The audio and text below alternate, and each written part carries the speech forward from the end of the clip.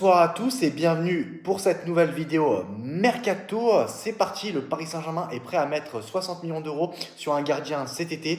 Un an après avoir investi massivement sur Lucas Chevalier qui est devenu remplaçant, le PSG pourra-t-il encore signer un gros chèque pour recruter un gardien de but cet été?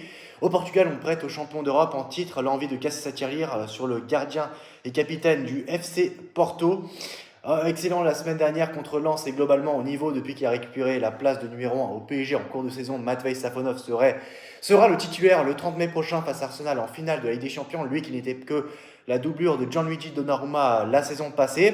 Sous contrat au PSG jusqu'en 2029, le gardien russe sera normalement toujours là la saison prochaine et la grande question est surtout de savoir si Lucas Chevalier va tenter de regagner sa place ou s'il va vouloir changer d'air, auquel cas il sera intéressant de voir la position du PSG qui a investi 40 millions d'euros sur lui hors bonus l'été dernier. Jusque-là, il n'y avait eu aucune rumeur concernant l'arrivée d'un nouveau gardien à Paris cet été, mais ces dernières heures, le site spécialisé sur le FC Porto, Mercato Azul, spécule sur un vif intérêt parisien pour Diogo Costa, le capitaine et gardien titulaire du FC Porto, qui vient d'être sacré champion du Portugal.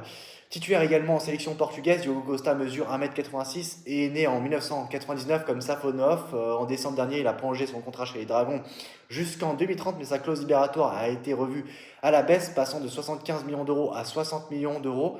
Le signe d'un départ estival peut-être pour le gardien international portugais. Le PSG est prêt à recruter Diogo Costa, peut-être même avant la Coupe du Monde. Son mercato azul, le PSG aurait déjà eu plusieurs réunions avec son agent qui n'est autre que Jorge Mendes, ainsi qu'avec la direction du FC Porto qui réclamerait les 60 millions d'euros de sa clause libératoire. Pour le laisser partir, cette source assure que le PSG est prêt à payer ce montant et ajoute que le club parisien a accéléré les négociations et semble essayer de conclure le dossier avant la Coupe du Monde qui démarre le 11 juin prochain. Et donc du coup voilà, une information à prendre toutefois avec des pincettes, toutefois puisqu'aucun quotidien sportif portugais ne l'a confirmé pour le moment. Dans son édition du jour, Record explique mais quand même que son joueur était très épanoui au FC Porto et a bien conscience de la façon dont il est perçu par la direction et ses coéquipiers et les supporters.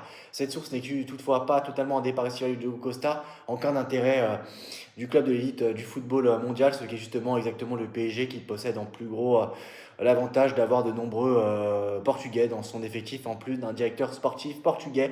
La semaine dernière, Luis Campos confiait, après la victoire face au RC Lens, que le mercato du Paris Saint-Germain était en stand-by jusqu'à la finale de Champions League, mais qu'il avait déjà identifié avec Luis Enrique ses cibles pour cet été, donc à voir ce qui va se passer pour ce chantier-là. Donc de toute façon, il y aura beaucoup de chantiers sur plusieurs fronts, plusieurs postes pour le PSG cet été. A très bientôt, ciao.